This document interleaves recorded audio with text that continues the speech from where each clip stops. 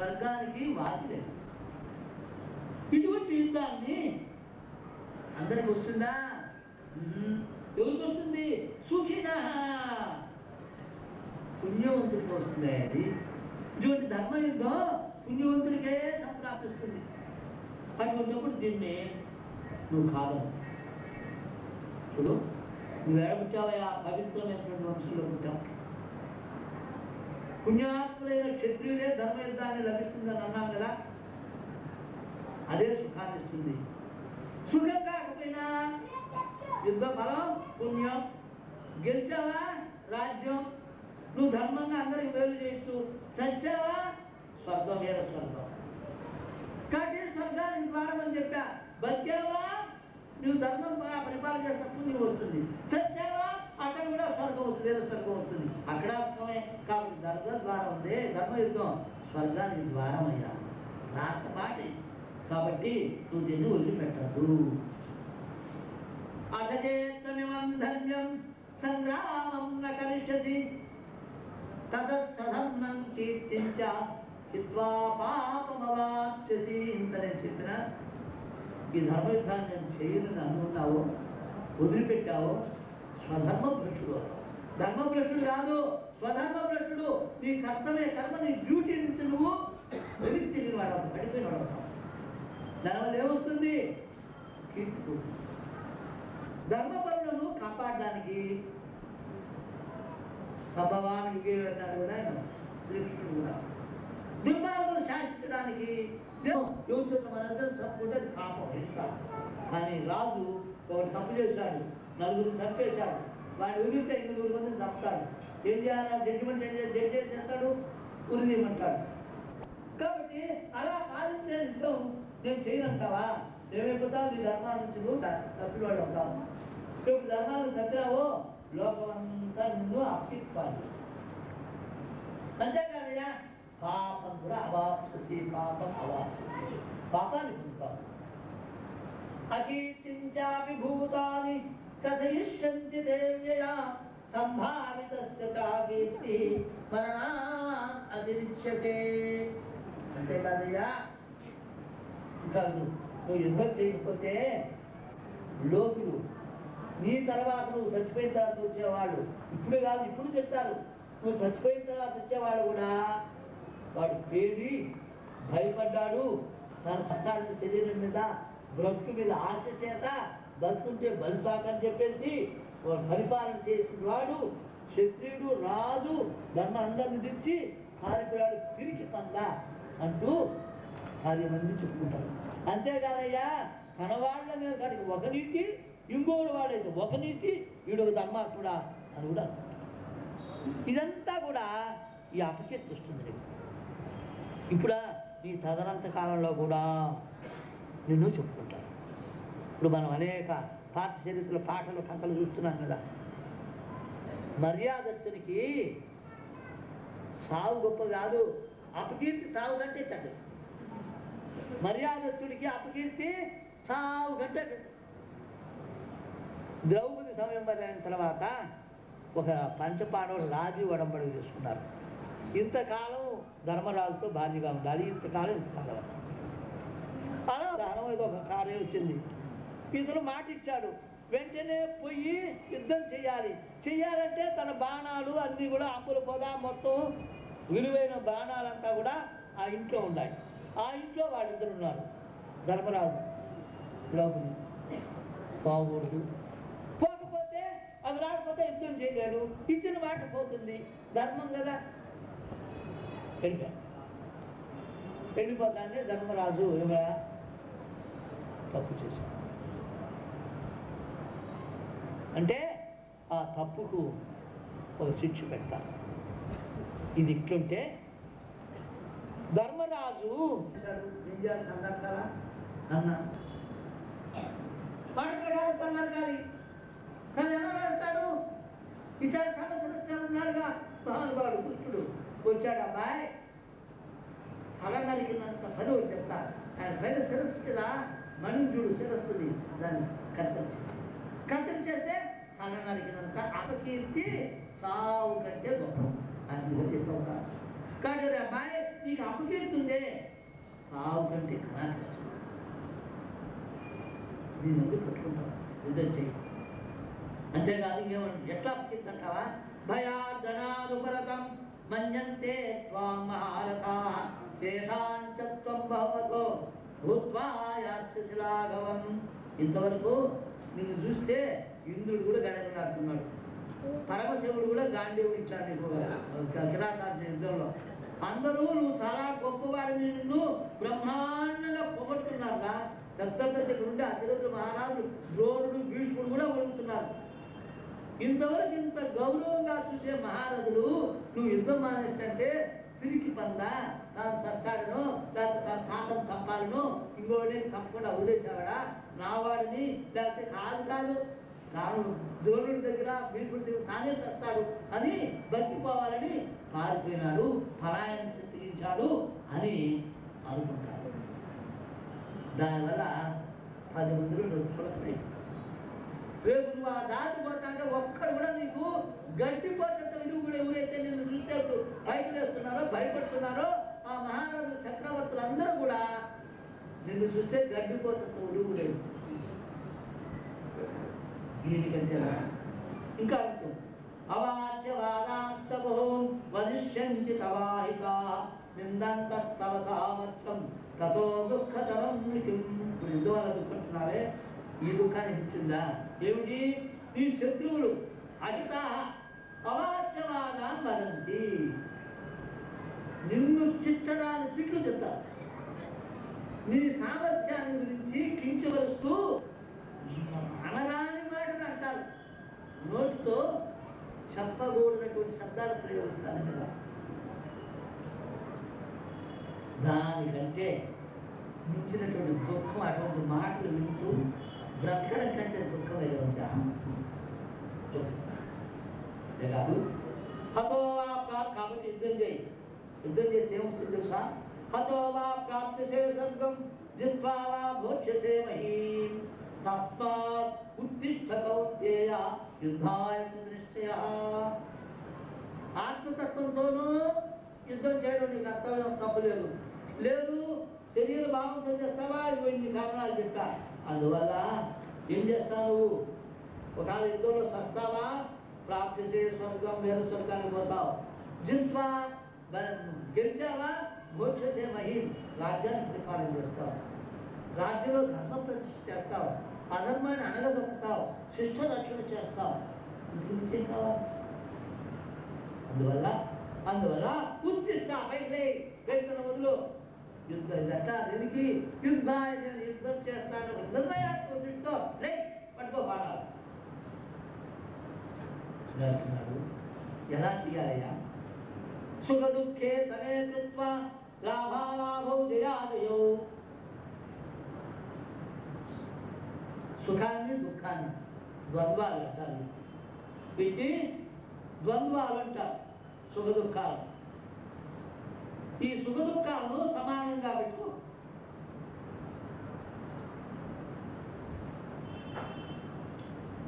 తతో యుద్ధాయ యుజ్యస్వ నైవం పావమవాప్స్యసి. సుఖాన్ని దుఃఖం ద్వంద్వాలు.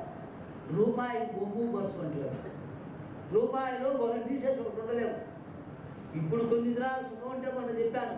ఇప్పుడు సుఖాన్ని ఇచ్చేటువంటి హీటరు ఎండాకాలం దుఃఖాన్ని ఇస్తాను.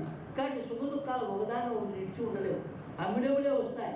కాబట్టి వీటిని అలానే లాభాలాభం. ఇప్పుడు లాభం వస్తే రేపు అలా నష్టం రావచ్చు, చెడు లాభం రావచ్చు. ఇదంతే స్థిరమైనవి కావు. జయాజయవు అట్లనే జయము అపజయం. ఇవన్నీ కూడా సమానంగా ఆలోచించు. ఈ సుఖ దుఃఖాలను, లాభ నష్టాలను, జయాపజయాలను సమానంగా చూడాలి. ఇది ఇప్పుడు వస్తుంది, కొంచెం అది వస్తుంది. ఇవి ఈ చక్రం ఉందే, సైకిల్ చక్రం, ఆ కమ్మి కిందకి పైకి కిందకి పైకి పైన కిందకు వస్తుంది పైకి వస్తుంది కదా. కానీ పంటగా సుఖ దుఃఖాలు మానవ ద్వంద్వాలు ఉన్నాయే. ఇప్పుడు వస్తుంది ఒకటి ఎప్పటికీ ఉండవు, మారుతూ ఉంటాయి. అందువల్ల వీటి సమభావంతో సుఖం వచ్చినాడు పొంగిపోవాక, దుఃఖం వచ్చినాడు పొంగిపోవాక, దీనే సమం అంటే. అలానే లాభం వచ్చినాడు పొంగిపోవాక, పట్టుదలతో, నష్టం వచ్చినప్పుడు పట్టుదలతో మళ్ళీ ప్రశ్నించడం. ఈ విధంగా వీటిని నేను సమబుద్ధి కలిగి ఉండు. అలా కలిసి యుద్ధాన్ని సన్నద్ధుడు కా. అలా చేస్తే ఏమవుతుందయ్యా? పాపం అవాప్సి, నువ్వు పాపాన్ని పొందవు.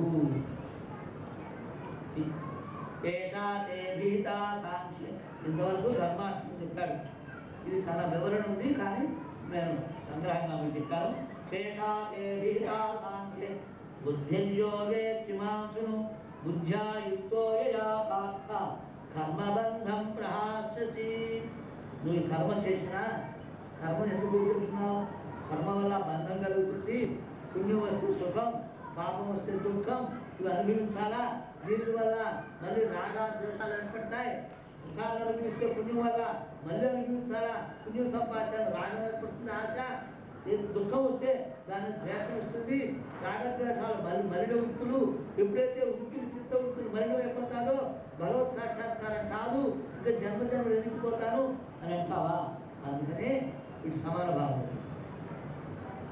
అని చెప్పేసి చెప్తున్నాడు.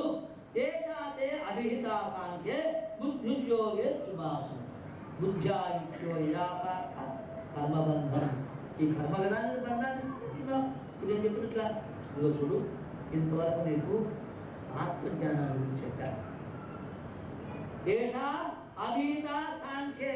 ఇంతవరకు సాంఖ్యం అంటే ఏమిటి? సమ్యక్ ఖ్యాయతే. ఇది సాంఖ్యం. జ్ఞానం పరమాత్మ తత్వం దేవుడిపైన చక్కగా వివరింపబడుతుందో అది సాంఖ్యం. ఆ జ్ఞానాన్ని ఆత్మతత్వాన్ని అనేక రకాలుగా మనసుకు వచ్చేట్టు వివరించాలి.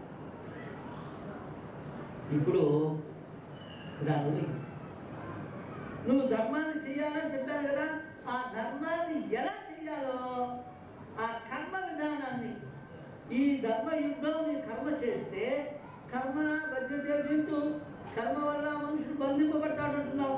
బంధం లేకుండా ఉండే విధానాన్ని, అదే బుద్ధి యోగం.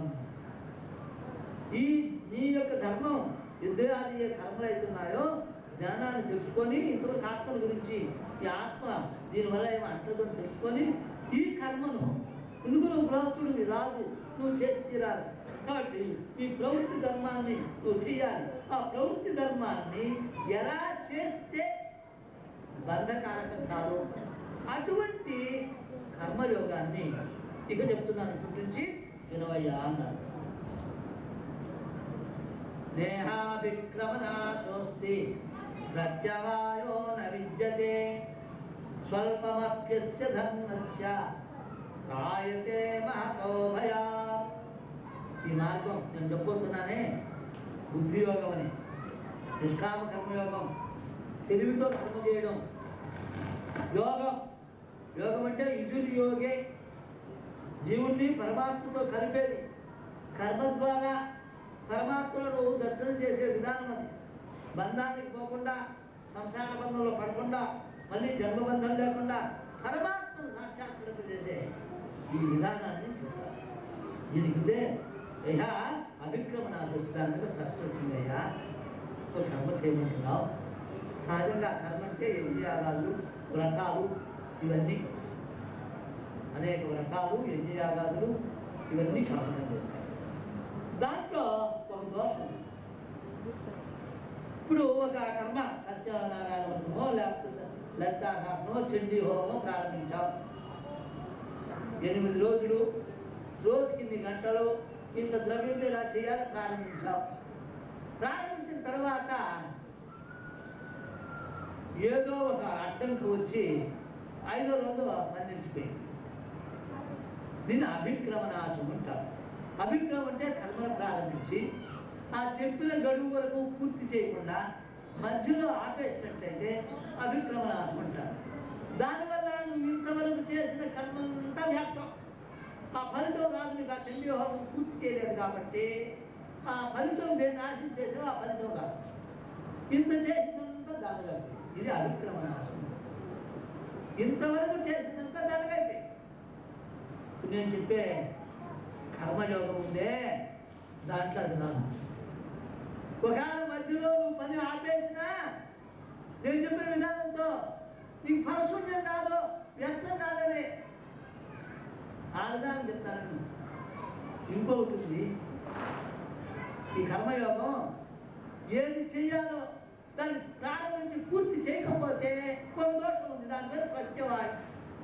ఇప్పుడు ఉపనయనం చేసుకున్నావు, ప్రతిరోజు 3 వేళలు సంధ్యావందనం చేయాలి, గాయత్రి జపం చేయాలి. నువ్వు గాయత్రి జపం చేయకపోతే నాకేమనుకుంటున్నావు? గాయత్రి జపం చేస్తే నీకు ఆత్మశక్తి పెరుగుతుంది, చెయ్యకపోతే పెరగదు కదా అనుకుంటే పొరపాటు. చెయ్యడానికి ఒక దోషం వస్తుంది, ప్రత్యవాయ దోషం. ఎప్పుడు ఉపనయనులైనావో ప్రతిరోజు చేయాలి. గురువు యొక్క మంత్రోపదేశం ఎప్పుడు తీసుకున్నావో ప్రతిరోజు చేయాలి.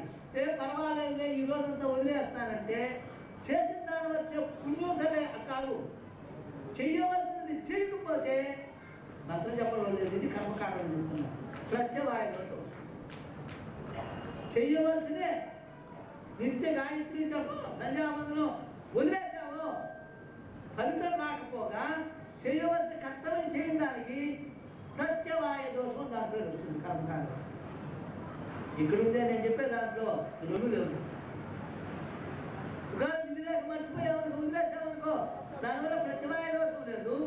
ప్రారంభించి పూర్తి చేయకుండా శరీరం ఈరోజు వదిలేవనుకో, దానివల్ల ప్రారంభించినటువంటి దోషం అభిక్రమణాశనేటువంటిది ఫలితం ఎంతవరకు చేసావో అంత ఫలితం పూర్తిగా నాశనం కాదు. అది కర్మకాండలోనే, ఇది కర్మకాండ కాదు, యజ్ఞయాగాది కర్మలో. కాబట్టి ఈ 2 నీకు ఉండవు. ఇలా ఈ మార్గంలో నేను చెప్పబోయేటువంటి జ్ఞానంతో నీ నిత్య కర్మను, నీ డ్యూటీని, యుద్ధం, ధర్మం, పరిపాలన ఇవి చేసిన నిష్కామ కర్మ దీంట్లో రావాల్సిన ఫలం నశించదు. ఒకవేళ పూర్తిగా మధ్యలో శరీరం పోయినా పని వదిలినా విరమించిన ప్రత్యవాయ దోషము లేదు. అభిక్రమణ ప్రత్యవాయ ఈ దోషము లేదు, 2 లేవు. కామ్యకర్మ అట్లా కాదు. కామ్యకర్మలను నువ్వు ప్రారంభించి మధ్యలో ఆపేస్తే, నువ్వు ఫలానా కోరికతో చేస్తే అది ఆపేశావు కాబట్టి ఏ కోరిక ఆ కోరిక నెరవేరదు. మొదలుపెట్టి చేయలేదు కానీ ఒక దోషం వచ్చారు. కానీ ఇది కామ్యకర్మ కాదు. నేను చెప్పేది కర్మ యోగం. ఆ యొక్క బుద్ధి కుశలతను నీకు ఇస్తాను. కాబట్టి ఈ 2 ఉండవయ్యాలి. అందువల్ల నువ్వు స్వల్పమత్యస్య ఆ దోషాలు లేకపోయినావు కదా, ఎంత చేస్తావో కొద్ది చేసినా కూడా అది ఫలితాన్ని మాత్రం ఇస్తుంది. స్వల్పమపి ధర్మం కొద్దిగా సరే కాయతే మహతో భయ, గొప్ప భయం నుంచి నేను కాపాడుతుందయా. దానికి ఉదాహరణ మనం చూస్తున్నాం. ద్రౌపది ఆమె చేసింది ఆ సాధువుకు చిన్న ఒక పేరిక, తన చీరలో ఒక పేరుకేసింది. ఇక్కడ వస్త్రాభరణ మొదలుపెడితే ఇప్పు దాంట్లో వాడి చేతులు నొప్పి ఇచ్చిపెట్టి బాల సంరక్షించేది. మహా భయాన్ని నుంచి కాపాడు. ఒక్క చిన్న చేసింది అక్షరముగా అన్నాడు ఆయన, అంతే. కాబట్టి నువ్వు చిన్న ధర్మం చేసినా గొప్ప భయాన్ని కలుగుతుంది. అది మాత్రం నాశనం కాదు, నువ్వు చేసిన కర్మ వ్యర్థం కాదు. కాబట్టి నువ్వు నేను చెప్పిన పద్ధతిలో నువ్వు చేయి. రాయితే భాగోభ్య. ఇంకా ప్రత్యవాయ దోషం లేదు. ఒకవేళ ఏదైనా అవకాశం వచ్చింది నువ్వు మానేసిన వచ్చినట్టు భగవంతుడు చేసేది డబ్బు దండగా కాలం ఇదంతా అంటే లేదు. ఎంతవరకు చేశావో అంత ఫలితం నీకు చెప్తుంది.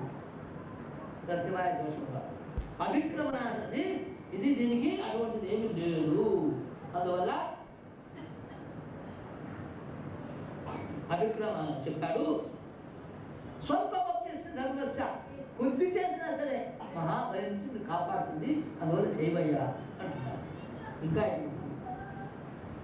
ఎట్లంటే వ్యవసాయాత్మిక బుద్ధి ఏకే గురునందన బహుశాఖాఖ్యనంతాచ్చ బుద్ధయో అవ్యవసాయినా.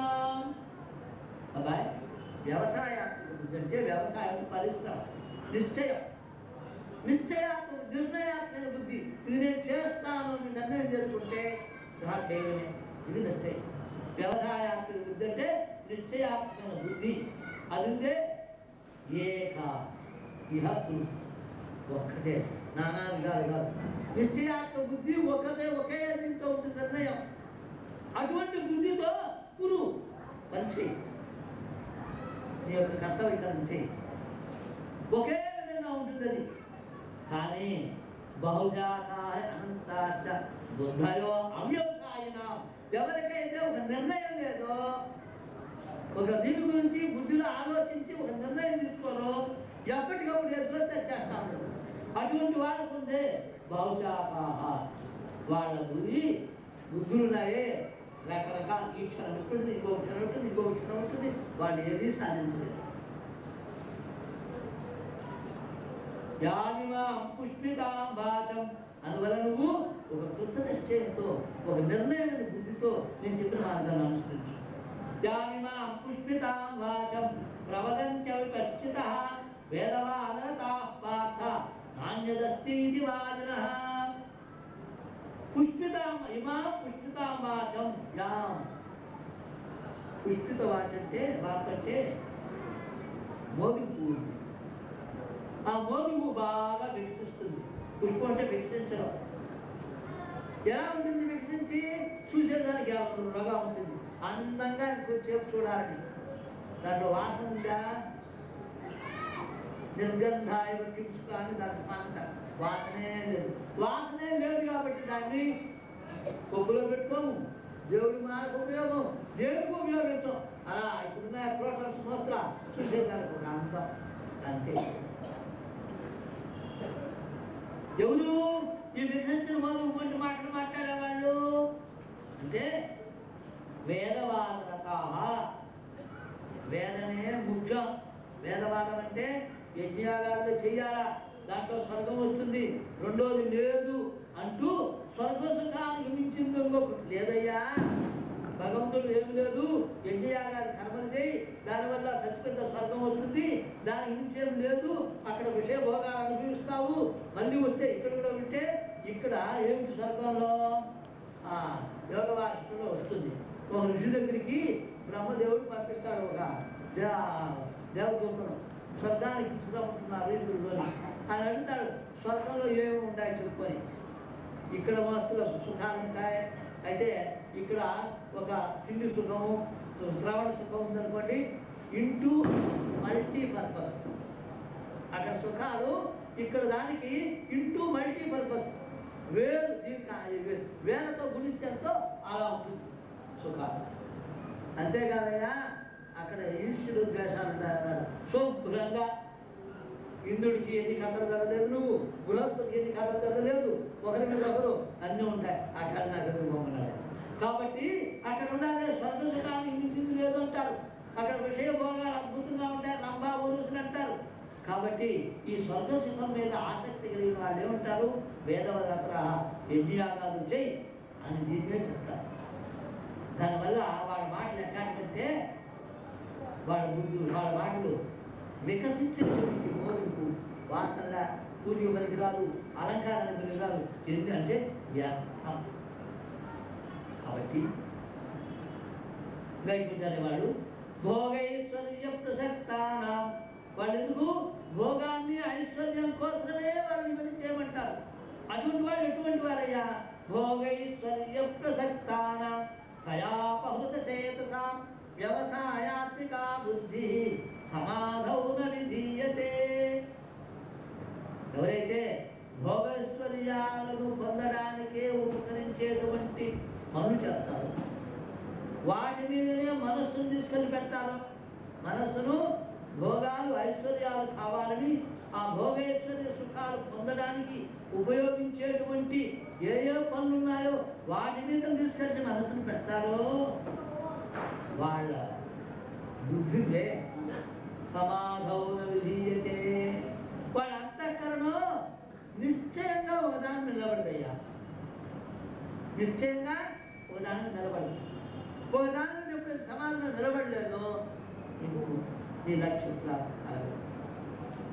ఎట్లంటే స్వామి భవార్జున జద్వందో నిత్య సత్వస్థో నిర్యోగక్షేమ ఆత్మవాన్. వేదాలున్నాయే మూడు గుణాలతో కూడుకున్నది. అంటే సర్వసుఖాలు చెప్పేటువంటి వేదాలు త్రైగుణ్య అంటే సత్వగుణం, రజోగుణం, తమోగుణం. అందులో తమోగుణానికి సంబంధించిన అధర్వణ వేదంలో ఒకటి చంపాలంటే ఏ హోమం చేయాలా, ఏ మంత్రం చేయాలి, అభిచారకులు అంటారు. ఆ తమోగుణమే ఉన్నాయి. ఆ తర్వాత ఈ ఎల్లమ్మను పుల్లమ్మను క్షుద్రశక్తి వేసుకొని ఏ మంత్రం జపం చేయాలా, ఏ వస్తువులు నుండి సమ్మేళనం చేయాలా. అది పెద్ద సైన్స్ తప్పేం కాదు, వస్తు సమ్మేళనం ఉంది దాంట్లో. ఇదంతా ఉంది. ఇది తామాగుణం. రజోగుణం ఉందే, రజోగుణమైనటువంటి దేవతలు ఉపాసన. సత్వగుణం ఉందే, విష్ణువు ఇటువంటి దేవత ఉపాసన. అలా స్వర్గ యజ్ఞయాగాదులు ఇవన్నీ, ఇటువంటివన్నీ కూడా వ్రతాలు యాగాలు ఇవన్నీ ఇవి సత్వ తమ రజ 3 గుణాలతో కూడుకుంటాయి. గుణం అంటే తాడు. ఈ తాడులు ఏం చేస్తాయి? బంధాన్ని ఇస్తాయి. కాబట్టి నువ్వు ఈ త్రిగుణాలతో కూడినటువంటి కర్మకాండలో పడ్డావు ఆశతో. దాని చెప్పాను, ఆశ లేనిది. నువ్వు ఆశతో నీకు కోరికలతో ఈ కోరిక కావాలా ఆ కోరిక కావాలని వేదంలో చెప్పినటువంటి వాటిలో పడి వీటంతా చేసుకుంటే ఏమవుతావు? నువ్వు కాస్త దెబ్బతింటావు. అందువల్ల 3 గుణాలు వదిలిపెట్టు. నిశ్చయగుణ్య గుణాతీతుడివి కా. ఎలా కావాలి? నిర్ద్వందుడు అంటే ద్వంద్వాలు లేనివాడు. సుఖం దుఃఖం, మానం అవమానం. సుఖం వస్తే పొంగిపోవడం, దుఃఖం వస్తే కుంగిపోవడం, మానం చేస్తే ఒగ్గిపోవడం, అవమానం చేస్తే రుద్దుడైపోవడం వాడి మీదకి. ఇవి ఈ మనస్సు యొక్క టెన్షన్ ఉంది. ఒకటి లో టెన్షన్, ఒకటి హై టెన్షన్. 2 టెన్షన్లు నీ నరాలను దెబ్బతీసేస్తాయి. నీకు నిత్యసత్వం పరమాత్మ. నీ మనస్సును ఈ ద్వంద్వాలు చెప్పి అనుకూలం కుంగతో పొంగుతుంది మనస్సును పాడు చేసుకోకుండా, దుర్బలం చేసుకోకుండా, నిత్యము సత్వంలో ఉండేటువంటి, నిత్యము భగవంతుడు చేసేటువంటి ఆ పరమాత్మ నీ మనసు పెట్టాలి. ఆ పరమాత్మ మనసును పెట్టి నీ కర్తలు చేయి. ఎలా చేయాలని నేను చెప్పబోతున్నాను, ఆ జ్ఞానాన్ని చెప్పబోతాను. అది చేయాలంటే ముందు ఇవ్వను. నువ్వు గుణాలను వదిలిపెట్టు. గుణాలకు వదిలిపెట్టి వేదమాటలు వదిలిపెట్టి కర్మకాండాలను నువ్వు ఎప్పుడు గుణాలు వదిలిపెట్టువై ద్వంద్వాల మీద పోకుండా ఆ పరమాత్మ యందు మనస్సు నిలుపు. ఆ విధంగా చేస్తే ఏమవుతుంది? నిర్యోగ క్షేమం. యోగము క్షేమము. యోగం అంటే లేని వస్తువు సంపాదించడం, క్షేమం అంటే దాన్ని రక్షించడం. ఈ రెండిటిలో లేని కావాలని కోరుకున్నామని కోరుకొచ్చింది. దాన్ని సంపాదించడం, దాన్ని రక్షించడం. ఈ రెండిటిలో ఏమైనా జడభక్తుడు రాజ్యం చక్రవర్తి అంతా వదిలేశాడు, అన్ని కొడుకు చెప్పేశాడు. భరత నా పేరు ఆయన పేరు ఇప్పుడు కూడా ఉండేది. కాస్త అడవికి వచ్చాడు, ఏకాంతంగా తపస్సు చేసుకుంటున్నాడు. ఒక లేడి వదిలే పిల్లని కట్టి చచ్చింది. ఆ బిడ్డను దయగలిగింది. ఆ లేడిని తెచ్చుకున్నాడు. దాన్ని చేస్తే దాన్ని సంరక్షించడం, దాన్ని గడ్డి పెట్టడం, దాని కుక్కలు ఎత్తుకున్నాయో ఈ తపస్సు మనస్సు సత్వస్థం.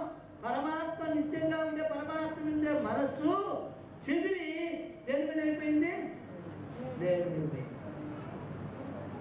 దేవుని మీద ఏమైపోయింది? పరమాత్మ సాక్షాత్కారం కల్లా శరీరం వల్ల లేడిగా పుట్టాడు. లేడిగా పుట్టాడు సాధన చేశాడు కాబట్టి తను తెచ్చుకొని నీళ్లు వదిలేసి నెలల్లోనే చచ్చిపోయి మళ్ళీ జడబంధుడుగా ఒక జ్ఞానిగా పుట్టాడు. భాగవతం. కాబట్టి యోగం అంటే లేడు తెచ్చుకోవడం, ఆ లేడు వచ్చింది. క్షేమం అంటే దాన్ని కాపాడు. ఈ 2 తెచ్చిపడే కనుక పరమాత్మలో కలిపి ఇంకొక జన్మంటారు. కాబట్టి కదొద్దో ఆ యోగక్షేమాలు వహామ్యాన్ని నేను చూసుకుంటాను. పరమాత్మ నువ్వు కానీ మనసును పెడితే నిత్య ఎల్లప్పుడూ దాన్ని ఉంచావు. యోగక్షేమం మహామ్యం. నీకు కావాల్సింది ఇవ్వడం, దాన్ని ఎలా కాపాడాలో కాపాడాలి. 2 నేను నువ్వు దీన్ని వదిలిపెట్టు అంటూ చెప్పారు. తర్వాత కర్మల గురించి ఇంకా విషయాలు తెలియజేస్తున్నాను.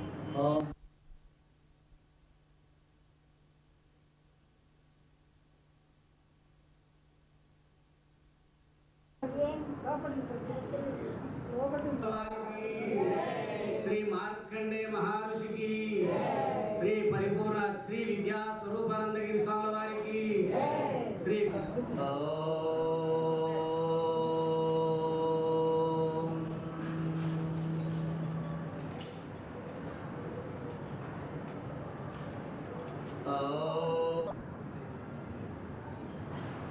జగద్గురు శంకరాచార్య స్వామి వారి శరణానందాలకు, మన గురుదేవుడు మహర్షి మలయాళ స్వామి వారి పాదపద్మాలకు, గురుదేవులు శ్రీ విద్యాప్రకాశ స్వామి చందాలకు ఈ స్థాన అధిష్టానమైనటువంటి మార్కండేయ స్వామికి ప్రణామాలు. పవిత్రాత్మ స్వరూపులారా, మనం 2వ అధ్యాయం సాంఖ్యయోగంలో ప్రవర్తన చేసుకుంటున్నాం. అందులో చెప్పాం, నిశ్చయం లేనటువంటి ఏ బుద్ధి అయితే ఉందో, అంటే ఫలాలు కోరే కామ్యకర్మలు కోరేటువంటి వారు ఫలాలు కోరికలు సిద్ధించాలని చేసే కర్మపట్లు ఎవరైతే ఉన్నారో వాళ్ళ బుద్ధులు అనేకం. అంటే నిశ్చయం లేనటువంటి బుద్ధులు, అది ఒక నిర్ణయం లేనటువంటి వాళ్ళు. అటువంటి వాళ్లకు నిశ్చయాత్మక బుద్ధి కలగదు అని నేను చెప్తున్నాను. ఎందుకు కలగదు అని అర్జునుడి ప్రశ్న. దానికి ప్రతిబంధకాలు ఉన్నాయంటూ 3 శ్లోకాల ద్వారా భగవంతుడు చెప్తున్నాడు. యామిమాం పుష్పితాం వాచం ప్రవదంత్య విపశ్చితః వేదవాదరతాః పార్థ నాన్యదస్తి వాదినః కామాత్మానః స్వర్గపరాః జన్మకర్మ ఫలప్రదాం ప్రియా విశేష బహుళాం భోగైశ్వర్యగతిం ప్రతి భోగైశ్వర్య ప్రసక్తానాం తయా అపహృత చేతసాం వ్యవసాయాత్మికా బుద్ధి సమాధౌ న విధీయతే. బాయ్ అర్జున, వేదంలో అనేక అర్థవాదాలు ఉన్నాయి. ఏమిటి? కోరికలను అందించేటువంటి అర్థవాదాలు. ఆ వాక్యాలను విని దాని మీద ఎవరికైతే శ్రద్ధ ఉందో వాళ్ళు ఏ మాటనైతే చెప్తున్నారో ఆ మాట మీద ఆకర్షింపబడ్డారు. వీళ్ళు ఇగో ఫలాన్ని చేస్తే నీకు ఫలాన్ని చేస్తే నీకు డబ్బు పెరిగిపోతాను, నీకు ఫలాన్ని చేస్తే వ్యాపారం వృద్ధి అవుతాను, ఫలాన్ని చేస్తే నీకు స్వర్గ సుఖం కలుగుతాను, ఇటువంటి దాంట్లో ఉన్నాయే. అటువంటి వేదంలోని మాటలను అవి మాత్రం ఏరి కూలి ఎత్తి చెప్తారే, వాళ్ళ వాక్కు చేత కోరికలు గల వాళ్ళు కాబట్టి సామాన్య జనం అటు ఆకర్షింపబడుతున్నారు. అటువంటి అజ్ఞానులకు, అంటే విషయ భోగాల మీద స్వర్గ సుఖాల మీద ఆసక్తి గల వాళ్ళు వాటి చేత ఆకర్షిస్తారు. అటువంటి వాళ్లకు ఈ స్వర్గ సుఖం, ఇటువంటివి ఏవైతే ఉన్నాయో విషయ సుఖాలు, వాటి నుంచి ఇంకొకటి లేదు అని. అయితే అవి ఏం చేస్తాయి? కర్మ పుణ్యాన్ని స్వర్గాలు అనుభవిస్తే క్షీణే పుణ్యే మధ్యలోకం మళ్ళీ జన్మ, ఈ జన్మలో మళ్ళీ కర్మఫలాలు మళ్ళీ ఇలా వస్తూ పోతుంటాయి. వీళ్ళకు అదే కర్మకర్మాల గురించినటువంటి మాటలు ఉన్నాయే. అవి ఎలా ఉన్నాయంటే పుష్పితామాచంగా చూసేదానికి మోదుగు ఎర్రగా అందంగా ఉంటుంది, కానీ మనం చెప్పుకున్నాం పూజకు పనికిరాదు, వాసన లేదు. ఆ విధంగా ఇటువంటి మాటలు సామాన్య జనాలకు అజ్ఞానులకు ఉన్నాయే ఆకర్షిస్తాయి. అది ఎలా అయితే పోతాంటే ఎరుపు మనిషిని అలా చూసేట్టు ఆకర్షిస్తుందో ఆ విధంగా చూడడానికి మాత్రం అందం, అది అలానే వినడానికి అందంగా ఉంటుంది. అటువంటి వాళ్ళ మాటలు వాడు పుష్పిత వాసన అంటే దానికి ముగ్గులైపోయి ఎవరు? భోగాపేక్ష కలిగిన అజ్ఞానులు ఈ భోగైశ్వర్యాలంత ఆసక్తులు అవుతారు. అందువల్ల వాళ్ళ అంతఃకరణం నిశ్చయంగా ఉండదు, అటు పరిగెత్తాలి. ఈ పొద్దు ఈ కర్మ పెట్టి అటు పరిగెత్తాలి, రేపు అక్కడ చెంది అటు పరిగెత్తాలి. ఇలా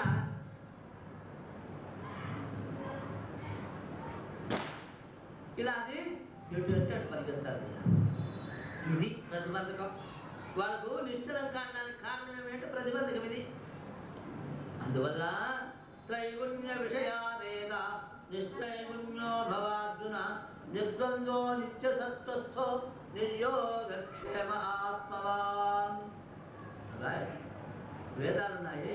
త్రైగుణ్య విషయ 3 గుణాలు, తగ్గు గుణాలు. గుణం అంటే తాడని చెప్తాను. 3 గుణాలు అంటే సత్వగుణం, రజోగుణం, తమోగుణం. ఈ సత్వజమస్తో గుణాలకు వీళ్ళు అవేం చేస్తాయి? సంసారం ప్రపంచం ఆ విషయాలు తెలుస్తాయి. నువ్వు ఆ గుణాలు తగులుకోవద్దు. ఆ గుణాలకు అతీతుడుగా, నిస్త్రైగుణుడుగా, అంతేకాదు ద్వంద్వరహితుడుగా, నువ్వు ద్వంద్వాలకు లోబడదు. సుఖం దుఃఖం, మానం అవమానం, శీతం ఉష్ణం, ఇది ద్వంద్వాలు. నిర్ద్వంద్వుడు ద్వంద్వరహితుడుగా. అంతేకాదు నీ మనస్సు సత్వం అంటే మనస్సు శుద్ధం నిర్మలమైంది కాదు. అంతేకాదయ్యా నీకేదో లేదు సంపాదించుకోవాలి, దాన్ని కాపాడుకోవాలని బుద్ధి కూడా వద్దు. ఇవి లేని వాడుగా అయ్యి మరి ఏం కావాలి? నీ మనస్సు ఆత్మయందే నిష్ట కలిగి ఉండు.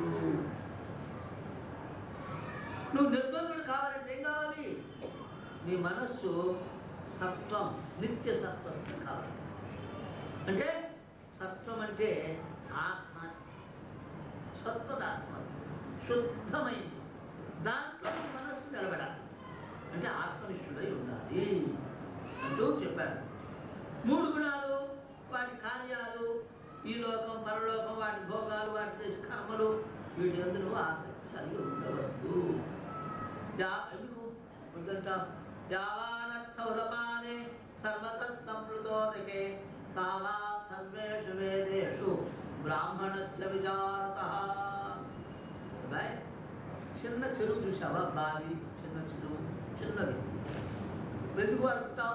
దాంట్లో నీళ్లు తాగుతాం, ఇల్లు గడుపుకొని తీసుకెళ్తాం, పాత్రలు తోముకుంటాం, పశువులు నీళ్లు పోసుకుంటాం, వగేరా మన భార్య పొలాలకు నీళ్లు పెట్టుకుంటాం, వగేరా పనులన్నీ చేసుకుంటాం. దాంట్లో చిన్న బావిలో, చిన్న సరస్సులో నీకు ఏమేమి ప్రయోజనం ఉందో, పెద్ద చెరువు, నిజాం సాగర్ వంటి చెరువు అనుకోండి, అక్కడ ఇవన్నీ సిద్ధించవా? ఇదేంటి వీటికి 100 మందికే కోట్ల. ఇందులో ఒడిగే ప్రయోజనాలన్నీ అందులో ఉన్నాయి, ఇంకా మించి ఉన్నాయి. కాబట్టి ఆ విధంగానే ఈ వేదాల్లో ఏవైతే చెప్పబడ్డాయో, ఈ పని చేసి ఈ ఫలితం, ఆ పని చేసి ఆ ఫలితం అని మానవుడికి కావాల్సిన ప్రయోజనాలన్నీ కూడా బ్రహ్మనిష్టలో ఉన్నాయి. బ్రహ్మనిష్ట కలిగిన వాడికి ఇవన్నీ చిక్కుతాయి. అడగకుండానే అంతకుమించి బ్రహ్మ పదార్థం కూడా లభిస్తుంది. అందువల్ల బ్రహ్మానందంలో క్షుద్రానందాలన్నీ అంతర్భాగమయ్యాయి. ఉదపానం అంటే చిన్న జలాశయం. దాంట్లో స్నానం, పానం, ఏ ప్రయోజనం ఎంత కలుగుతుందో అంత ప్రయోజనం ఈ వైపు కొండ నుంచి, ఈ వైపు కొండ నుంచి, ఆ వైపు కొండ నుంచి వచ్చి నదులంతా ప్రవాహిస్తే దానిగా అట్లా కట్టి ఒక డ్యామ్ దాన్ని నిండి పెట్టి దాంట్లో కలుగుతాయి. దాంట్లో ఇంతగా ఇన్ని కలుగుతాయి, ఇంతగా మించినటువంటి దాని ప్రయోజనాలు కలుగుతాయి. అదేవిధంగానే వేదాల్లో చెప్పిన కామ్య కర్మల్లోని ఎంత ప్రయోజనం ఉందో, ఎంత ఆనందం ఉందో అది కలుగుతుంది. అంతగా మించినటువంటి అనంతమైన ఆనందం కూడా బ్రహ్మజ్ఞానికి కలుగుతుంది. ఎందుకు? ఉపనిషత్తులో చెప్పారు ఆనందాల గురించి వర్ణిస్తూ, మానవుడి ప్రపంచంలో ఏ జబ్బులు లేకుండా శరీరమైన సంవత్సరం ఆందోళన కలిగి అన్ని కలిగినటువంటి చక్రవర్తి ఉంటాడు, ఏక ఛత్రాధిపతి. వాడి ఆనందం ఒక మనుషుల ఆనందం ఒక లెక్క. అలా చెప్పుకుంటా విన్నాడు ఉపనిషత్తులో. బ్రహ్మానందం, విష్ణు ఆనందం చెప్పుకుంటా పోయి ఈ పరమాత్మ సాక్షాత్ బ్రహ్మానందం అనేటువంటి సముద్రంలో మనిషి ఆనందం కాదు. ఆ ఇంద్రుడు, దేవేంద్రుడు, బ్రహ్మ యొక్క, విష్ణు యొక్క ఆనందం ఒక చిన్న సముద్రంలో నీటి బిందువులతో ఆనందం. మరి మనుష్య ఆనందము అందువల్ల బ్రహ్మానందం ఇవన్నీ కూడా కలిసిపోయినాయి. ఇవి చాలా లవలేశాలు. కాబట్టి 7 రూపాయలు పెడతా, 7,000 రూపాయల నోటు పెడతా. కాస్త బుద్ధి ఉండేవాడు ఈ రూపాయలు అందుకుంటాడా, ఇంకొకడు 1000 రూపాయలు అందుకుంటాడా? ఎందుకు 1000 రూపాయలు అందుకుంటాడు? తెలివైన వాడు అయితే నోటుగా కనిపించినా ఇట్లాంటి పిల్లలు 1000 ఉండాలి ఇస్తారు. దాన్ని చిన్న పిల్లోడు తెల్లగా పుల్లగా ఉందని దీన్ని పట్టుకుని నాకు బతుకోకాలి, వాడి దాని విలువ తెలియదు. అంతే విలువ. కాబట్టి ఎవరైతే ఈ విధంగా నిష్కారణ ద్వారా అంతఃకరణ శుద్ధి పొంది బ్రహ్మానందాన్ని కలుగుతుందో అది 1,00,000 రూపాయలు. దాంట్లో ఇట్లాంటి పైసలు ఎన్ని కలిసి కాబట్టి ఈ అందువల్ల అజ్ఞానంతో పరమానంద ప్రాప్తి కలిగే కాకుండా ఆత్మజ్ఞానంలో సంపాదించే బహిరంగ సాధనాలు ఏతున్నాయో అవి చాలా పరిస్థితులతో కూర్చున్నవి. నువ్వు చెప్పేవి అంటావా? కర్మణ్యేవాధిక అని అంటున్నాడు. మరి చెప్పావు కదా నువ్వు ఆత్మజ్ఞానం గొప్పదని, పరమానందాన్ని నేను దానే సంపాదిస్తాను. ఈ యుద్ధాలు కర్మలు నాకు అంటే ఎందుకు చాలా పరిశ్రమలో ఈ కర్మ నాకు అంటే చెప్తున్నాడు కర్మణ్యేవాధికారస్తే మా ఫలేషు కదాచన మా కర్మ ఫలహేతుర్భూ మాతే సంగో స్వకర్మణి అబ్బాయి ప్రజలకు ఒక అధికారం బ్రహ్మజ్ఞాన అధికారం కావాలంటే అథాతో బ్రహ్మ జిజ్ఞాస అథా సాధన చతుష్టే సంపన్నుడై ఉండాలి. ఇప్పుడు ఎముకల డాక్టర్ వైద్యం చేసుకోవాలంటే ఎముక నిలిగి ఉండాలి. బాగా ఉండి వెళ్ళిపోతే 1000 రూపాయలు ఇస్తే మాత్రం ఆయన ఆపరేషన్ చేస్తాడా చేశాడనుకోండి ఆయన సర్టిఫికేట్ ఉండిపోతాడు. అందువల్ల అధికారం దానికి అధికారం ఉండాలి. ఇక్కడ నీకుందే నీ మనస్తత్వం ఇదిగో కోపం తాపం భయము మమకారం నా వాళ్ళు అనేటువంటి ఊరికే ఉండాలి. మన దోషంతో ఉంది. మనం విక్షేపం ఆవరణాలు 3 దోషాలు ఉన్నాయి. ఈ దోషాలు లేకుండా నిర్మలమైన మనస్సుకే బ్రహ్మజ్ఞాన అధికారం.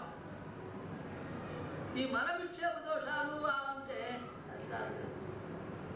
మురికి పెట్టి అర్థంలో పోయి నీ ముఖం చూసుకున్నావంటే నీవు నోసుకెదురుగా నల్లటి మచ్చ ఉంటుంది అనుకో, నీ మనసులో కూడా మచ్చున్నట్టు కనిపిస్తారు.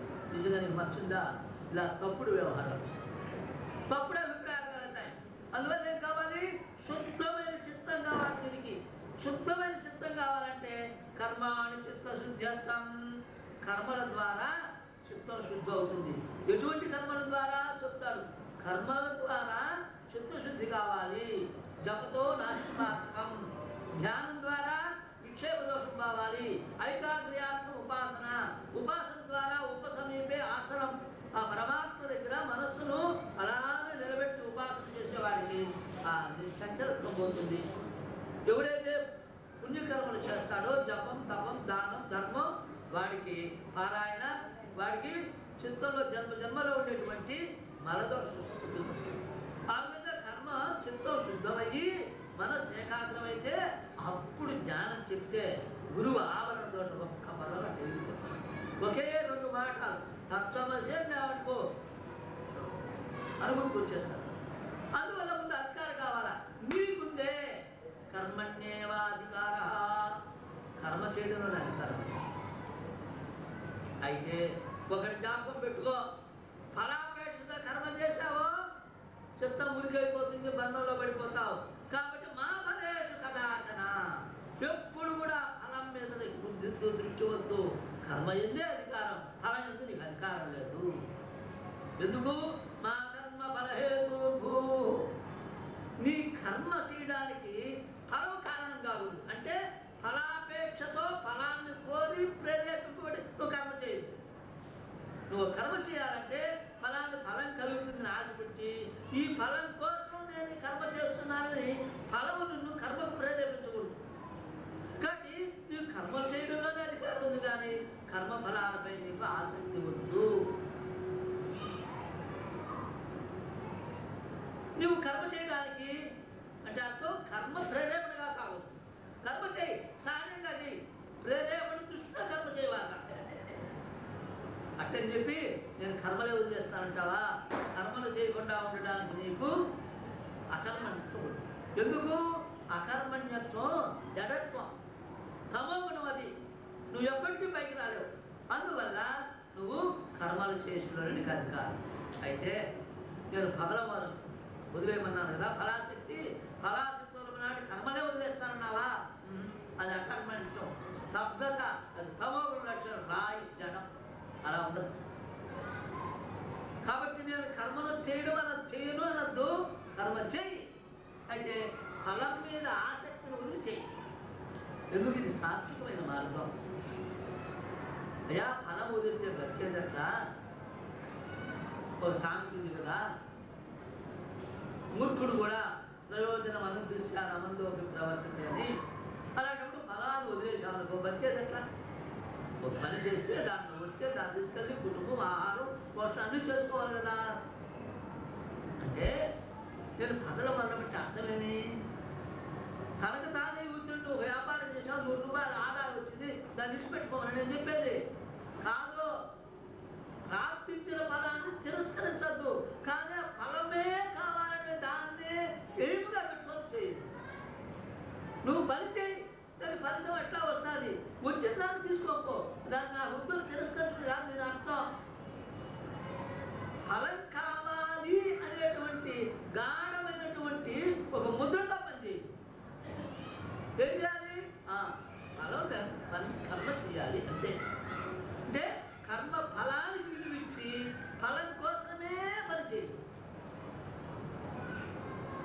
ఏం చేయాలి? నా కర్తవ్యం కర్మ చేయడం. నేను అంగడి పెట్టా, అంగట్లో కూర్చొని వ్యాపారం చేయడం నా డ్యూటీ. ఇగో ఉద్యోగం లేకపోయినా ఇగో బ్యాంకులో పోయి పని చేయడం నా డ్యూటీ. ఆ విధంగా నువ్వు చెయ్యి, అప్పుడు నీకు వచ్చే జీతం ఆటోమేటిక్ వస్తుంది. అంతేగాని నువ్వు సక్రమంగా చేస్తే నీ జీతం రాదా? కానీ జీతం కోసమే చేసేవాడు ఎట్లా చేస్తాడు పని? అంతంత మాత్రమే చేస్తాడు. కానీ నాదని చేసేవాడు నీ ఇంట్లో ఆసానం కూలోడు పెట్టుకున్నావు, నువ్వు కూర్చున్నావు, వాడు ఎట్లా చేస్తాడు? అదుపుకినప్పుడు పక్కన పోయి కాఫీ తారంటే అరగంట తాగిస్తాడు అలా అనుకోండి. ఎందుకు? వాడు కేవలం డబ్బు కోసం చేస్తున్నాడు, పని సక్రమంగా చేయాలన్నా. నీకో శ్రద్ధతో చేస్తావు, అలా చెయ్యి. కర్మఫలం మీద విలువ లేకుండా చెయ్యి. అది నేను చెప్పేది అని చెప్పి ఫలాపేక్ష ఎందుకు తొట్టున్నావు? అది బంధాన్ని ఇస్తుందయ్యా. బంధకారంగా దాని మీదే. దీని పేరే నిష్కామ కర్మయోగం. ఫలాపేక్ష కర్మ చేసావనుకో, ఇప్పుడు కర్మకు కొన్ని వాసనలు ఉండబట్టి తినాలని కోరికలు చేస్తున్నావు. కానీ ఫలాన్ని కోరికేస్తే కొత్త వాసన చేస్తాయి. దాంట్లో ఉండే వాసన చాకుండా కొత్త వాసనలు చేస్తాయి. వాసన క్షయం అయితే కానీ మనోనాశం కాదు. నువ్వు కొత్త వాసన పేర్చుకుంటా పోతే మనసు నయం అవుతుంది. గుర్తుందా? ఒక ఉల్లిగడ్డ ఉంది, ఒక పొర తీసేస్తే వస్తే ఏమవుతుంది? ఉల్లిపాయ లేకుండా పోతుంది. అంటే నువ్వు కోరికలు తీసేస్తా వస్తే మనసే లేకపోతుంది. నువ్వు కొత్తవి చేసుకున్న వాసనలు వాసనాక్షయం కాదు. వాసనాక్షయం కాకపోతే మనోనాశనం కాదు. మనోనాశనం కాదు నీకు బ్రహ్మసాక్షాత్కారం కాదు. కాబట్టి కర్మ చేయి. ఫలాన్ని కర్మ ఎలా చేయాలి స్వామి అంటావా? చెప్తున్నాను నేను. యోగస్థకురు కర్మాణి సంగం త్యక్వా ధనంజయ సిద్ధ సిద్ధో సమో భూత్వా సమత్వం యోగ ఉచ్యతే. అబ్బాయి, యోగస్థ కురు కర్మాణి, కర్మలు చేయి, యోగంలో ఉంచి. నీ మనస్సును యోగంలో ఉంచి చేయవయ్యా. ఎట్లా యోగంలో ఉండి కూడా ఎట్లా చేయాలి? విశేషణాలు చెప్పాడు.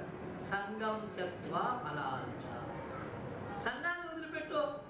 సంఘం అంటే అటాచ్మెంట్, ఆసక్తి. ఆ ఆసక్తిని వదిలిపెట్టవయ్యా. ఎట్లా? సిద్ధ సిద్ధో సమభూత్వా. నువ్వు చేసిన పనులని సఫలమైన విఫలమైన మనసును మాత్రం సమానం. పొంగకుండా ఉంచుకో. సిద్ధ సిద్ధో సమానం. సిద్ధి అసిద్ధి, పరమైన సాఫల్యం విఫలం, రెండిటిల్లో మనసు మాత్రం ఏ విధంగా విచలం కాదు. ఎప్పుడైతే సంఘం దాని మీద ఆసక్తి ఉంటుందో, ఇలా ఉండాలని మనస్సులో తీవ్ర కోరిక, దానికి బదులుగా వ్యతిరేకంగా అయిందనుకో తట్టుకోలేదు. అందువల్ల ఆసక్తిని వదిలిపెట్టు. పని చేయి. కర్మానుష్ఠించగలిగే ఫలప్రాప్తి అప్రాప్తి, కలగడం కలగకపోవడం, దాంట్లో సమభావం కలుగు. కర్మ చేయి. లభించిందా సరే, లభించలేదు సరే. లభించినప్పుడు కుంగిపోవడం, లభించినప్పుడు కుంగిపోవడం వదిలేయడం. ఇది ఎప్పుడు వస్తుంది? దాని మీద సంఘం అంటే అటాచ్మెంట్ ఉంటేనే, ఆసక్తి ఉంటేనే వస్తుంది. దాన్ని వదిలిపెట్టి యోగాన్ని ఆశ్రయించి కర్మ చేయాలి. మీరు స్వామిలో యోగాన్ని ఆశ్రయించుకుంటున్నావే. యోగం అంటే ఏమిటి? సమత్వం యోగ విచ్యతే. సమభావన. పని చేయి, ఫలితం వచ్చినా ఫలితం రాకపోయినా మనస్సు మాత్రం అలానే ఉంచు. దాని యొక్క బ్యాలెన్స్ను వచ్చినప్పుడు ఫలితం బరువు లేచిపోవడం, లేదా తేలిపోవడం, కానీ పొంగడం లేకుండా సమ బ్యాలెన్స్లో ఉంచు. అదే యోగం అంటే. కర్మయోగికి సమబుద్ధి కావాలయ్యా. సంఘబుద్ధి పనికి రాదు, సమబుద్ధి కావాలి. బుద్ధి రెండు రకాలు, సమబుద్ధి, సంఘబుద్ధి. సంఘబుద్ధి అంటే ఈయనంటే నాకు చాలా ఇష్టం అనుకోండి, ఆయన ఏం చేసినా కూడా సంతోషిస్తాడు, అటు వాలిపోతాను. ఏ సబ్జెక్ట్ వచ్చినా ఇద్దరికి నేను అటు వాలిపోతాను. అది సంఘబుద్ధి. అలా కాదు సమబుద్ధి. వాళ్ళ వల్ల ఇటు వాళ్ళతో అటు వాళ్ళతో సమానంగా ఉంటుంది. ఇది అవసరం. ఎందుకు? లో టెన్షన్ వచ్చినా అంటే కరెంట్ తీగలు ఉండాలి. హెవీ కరెంట్ పాస్ అయినా, లో కరెంట్ పాస్ అయినా తీగలు దెబ్బతింటాయి. లైట్ డిమ్ అని అవుతుంది, లేకపోతే ఫ్యూజ్ ఈ రెండు దోషాలు. అందువల్ల నువ్వేం చేయాలి? నీ బుద్ధిని సమదృష్టిలో ఉంచుకో. సమదృష్టిలో ఉండి పని చేయి. కర్తృత్వాభిమానాన్ని, నేను చేస్తున్నాను, నేను దీనికి చేస్తున్నానని, దీన్ని నేనే అనుభవించాలని కర్తృత్వ బుద్ధి, భోక్తృత్వ బుద్ధి, ఈ రెండు వదిలేయి. కర్తృత్వ బుద్ధి కంటే కర్తృత్వ అనుకోదు. దీన్నే ఏమంటారు? కర్మ సంఘం, కర్తృత్వ సంఘం, ఫల సంఘం వదిలే. అంటే కర్మ చేయి, కర్మ నాది అనేటువంటి ముద్రను వదిలేయి మనసులో. అలానే నేను కర్త అనే బుద్ధిని వదిలేయి, ఈ ఫలం నాకే దక్కాలనే సంఘ బుద్ధిని వదిలేయి. ఈ విధంగా కర్మ చేసినట్లయితే కర్మ నీకు బంధాన్ని వదిలేదు. అది యోగం. స్వాముల వారు కథ చెప్పేవారు. పూజ్యులు గండి రామకృష్ణ స్వామి గారు ఒకడు రైలు ఎక్కారట బొంబాయి ఇక్కడ దానంలో. ఇంకొక ఆయన కూడా ఎక్కున్నాడు. ఆ ఎండు బండి కదులుతుంది. కూడా కూర్చోంటే కొద్దిసేపు అయిన తర్వాత ఒక నలుగురు కొత్త జింకు రేపుతో చేసిన పెట్టె ఈ పక్క కింద పట్టుకొచ్చి తెచ్చి ఆ సీటు కింద తోశారట. అయ్యా టీ దాగి వస్తాము, కాస్త పెట్టి చూస్తాము అని దిగిపోయారట. సరే దీనికి టైం అయిపోయింది. 15 నిమిషాల తర్వాత బండి విజిలేషన్ బండి కదిలిపోయింది. సరే ఎవరో మీరు రాలేదని చెప్పేవాడు అనుకున్నాడు. సరేలే ఆ పక్కన కళ్యాణం ఎక్కుతాలి అనుకున్నాడు. కళ్యాణం పోయింది, పూనా పోయింది, సోలాపూర్ పోయింది. ఆఖరికు అదేంటి వాడి వచ్చేసి వీడు రాలా. వీడు అనుకున్నాడు సరే వీళ్ళకి రైలు దొరికిపోయింది, ఆగాంది బహుశాను మనం ఎత్తుకోపోదాంలే. ఇది రాలని వచ్చేవాడు రాలని ఇంగ్లీష్ దేంట్లో అనేసి. ఇంతలో గుంటకాలు వచ్చే కాడికే గుంటకాలకి ఏమైనా చెక్కింగ్ వచ్చాడు. అన్ని టికెట్ చూశాడు. చూస్తే పెద్ద పెట్టి ఎక్కడో ఎవరిదే పెట్టి అన్నాడు. ఎవరు బలక వాళ్ళు కాదుగా. వీడు పెద్దవాడు చూసుకోకూడదు, వాళ్ళు దిగిపోయి రానని నాదే అన్నాడు. అలానా అయితే చూస్తే బరువు కాదు, ఇంత బరువు ఉండాలి, టికెట్ కట్టావా అన్నాడు. నేను కట్టలేస్తామన్నాడు. సరే అయితే గుంటకల్లో ఎక్కడికి పోతాను? గుంటకల్లో పోతాను. గుంటకల్ నుంచి మారాలి. గుంటకల్లో తూకమే సాయం డబ్బు కట్టాలి అని టికెట్ తీసి పెట్టుకున్నాను. గుంటకల్ వచ్చింది. గుంటకల్ వచ్చినాక కోర్టర్స్ పిలిస్తే బరువుగా అంది దింపారు. ఈ బరువు చూసి దీంట్లో ఏముందయ్యా అంటే సామాన్లు బట్టి వాల్యుయేషన్. పుస్తకాలు అయితే తక్కువ రేటు, పండ్లు అయితే తక్కువ రేటు, ఇలా సామాన్లు బట్టి వాల్యూ టికెట్.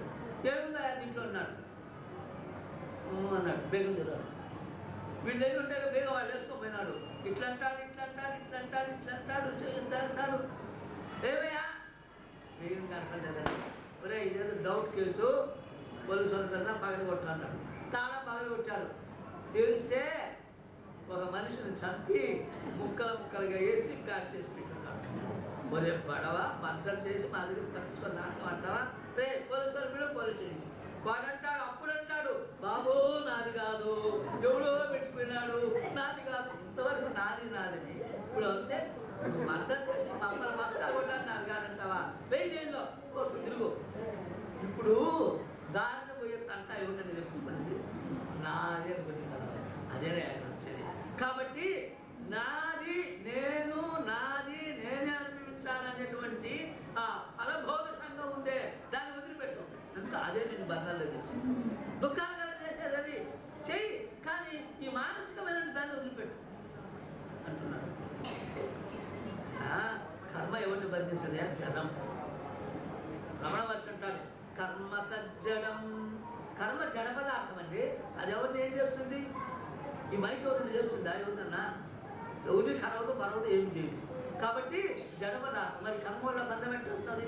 ఇవో నీ మనస్సు వల్ల నీ వల్ల వస్తుంది. కాబట్టి సంఘబుద్ధికి అతీతుడు కావాలి అంటే కర్మ ఫలం అనుకూల సిద్ధించిందా అసిద్ధించిందా అనేటువంటి మానసికమైనటువంటి ఆలోచన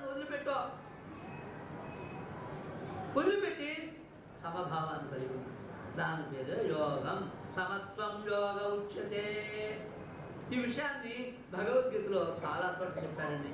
సమదుఃఖ సుఖం ధీరం పండిత సమదర్శిన సమబుద్ధిర్విశిష్యతే సమస్సంగ విభజిత సమలోష్టాస్మకాంచన అంటే సమం అంటే బ్రహ్మ. కాబట్టి దీన్ని సమంగా ఉండాలని అనేక చోట్ల భగవద్గీతలో చెప్పాడు.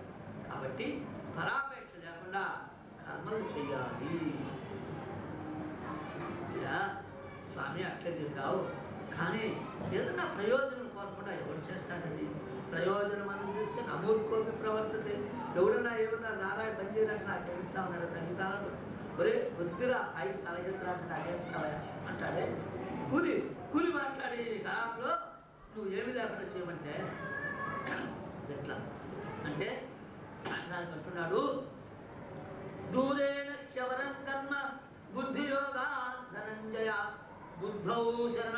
ఇచ్చ కృపణా ఫలహేతవ. అబ్బాయి సమత్వ బుద్ధితో సమత్వ బుద్ధితో కూడిన కర్మ చేయి. ఎందుకంటావా? దానికంటే కామ్య కర్మ ఉందే దూరేణ అవరం, చాలా నికృష్టం. సమత్వ బుద్ధితో ఫలాపేక్ష లేకుండా కర్మ చేసేది కర్మయోగం. దానికంటే కోరికలతో చేసే కర్మ ఉందే అది చాలా అధమం. కాబట్టి అధమం కావాలా శ్రేష్టం కావాలా? అందువల్ల ఇది అధమం కాబట్టి దాన్ని వదిలిపెట్టే.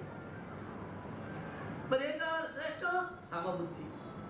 అంటే సిద్ధించినా సిద్ధించకపోయినా మనస్సులో వికారం పొందకుండా కర్మ చేస్తూ ఉంటుంది. దాన్ని శరణ పొందు. అలా ఎప్పుడు చేస్తాడో నీకు బంధం లేవు. అలా లేకుండా ఫలాపేక్షతో చేశావో కృపణుడు అయిపోతావు. కృపణ ఫలహేతవ. ఇప్పుడే ఫలాన్ని కోరి చేశాను కృపణుడు అంటే దీనుడు అయిపోతావు. దీనుడు చేతి కింద చాపేవాడు. ఆత్మబుద్ధికి పరమాత్మ జ్ఞానానికి సాధనమైనటువంటి నిష్కామ కర్మ కంటే ఫలాకాంక్షతో చేసే కర్మ చాలా అందం తక్కువ. అందువల్ల ఎందుకు? అది మరణానికి కారణమయ్యా. మరణం అంటే మళ్ళీ జన్మ జన్మ మరణం జన్మ మరణం సంసారం కారణం. అందువల్ల మోక్షానికి ప్రతిబంధకం. మన దోషాన్ని పోగొట్టదు, మలాన్ని పెంచుతుంది. అందువల్ల మలాన్ని పోగొట్టి నిర్మలం చిత్తాన్ని నిర్మలం చేసేటువంటి కర్మాన్ని చిత్తశుద్ధివంతం అన్నారే నిష్కామ కర్మం చేయి. ఫలాపేక్ష లేకుండా నిష్కామ బుద్ధితో కర్మం చేయి. ఆ చేయడానికి నువ్వు ఇష్టపడుతుంది. ఆ నిష్కామంగా చేస్తే సమబుద్ధితో చేసే కర్మ వల్ల ఫలితం ఏమిటో చెప్తున్నాడు. బుద్ధియుక్తో జహాదేయ ఉభే సుకృత దుష్కృతే తస్మాత్ యోగాయుజ్యస్వ యోగ కర్మసు కౌశలం. బుద్ధియుక్త సమత్వ బుద్ధి ఫలించినా ఫలించకపోయినా నీవు కేవలం కర్మ నుండే దృష్టి కలిగి ఫలాపేక్షలో కూడా సమత్వ బుద్ధి కలిగి జీవించుండగానే నువ్వు బ్రతుకుండగానే ఎప్పుడో చచ్చిపోయినాం కాదు. పుణ్య పాపాలు రెండింటినీ ఉభయ సుకృత దుష్కృతే పుణ్యం పాపం ఇవే రెండింటినీ కూడా వదిలిపెట్టు. రెండింటి విడిచిపెట్టు. అంచేత ఏమవుతుంది? యోగం అవుతుంది. యోగం కోసం నువ్వు కర్మ పని చేసేవాడిగా కా. ఏమిటయా యోగం అంటే? కర్మసు కౌశలం. కర్మసు కర్మలందు కుశలత్వం. యోగం యోగం అంటే కర్మల్లో నేర్పరితనం అంటే అదే యోగం. దీనికి పూజ్యులు గండి రామకృష్ణ స్వామి గారు వారి కథ చెప్పారు. ఇదివరకు కూడా చెప్పాను ఇంకో ప్రాంతంలో విషయంలో. పాములు వాడు ఉన్నాడు. పాములు పెట్టి ఆడించాలా. అవి ఆడిస్తే మీరందరూ కూడా ఇంతంత గింజలు అనేది మనం చేసే పని కాదుగా. శివానంద స్వామి దగ్గర ఒకడు వచ్చి పాములు బ్రహ్మాండంగా ఆడించాడు. నాగుపాము వెంటనే 100 రూపాయలు నీళ్ళు ఇచ్చాడు. పక్కన స్వామి నాడు, ఏమి స్వామి ఇట్లా ఇస్తా పోతే ఇప్పటికీ ఆశ్రమం తప్పులు గొడవ ఉంది, అది ఆశ్రమం ఏం కావాలన్నాడు. నువ్వు ఆడించి 1000 రూపాయలు ఇస్తాను. రే పాములైనా ఇడికి నువ్వు దాన్ని పట్టుకొని ఆడించి వాడు ఆడించినట్టు నీకు 1000 రూపాయలు.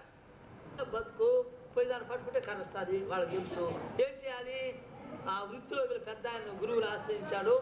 వాడు పాముని ఏమారుండేవాడు పంగాల కట్టతో సరిగ్గా మెడ మీద పట్టాలి, కలుచుకోవాలన్నాడు.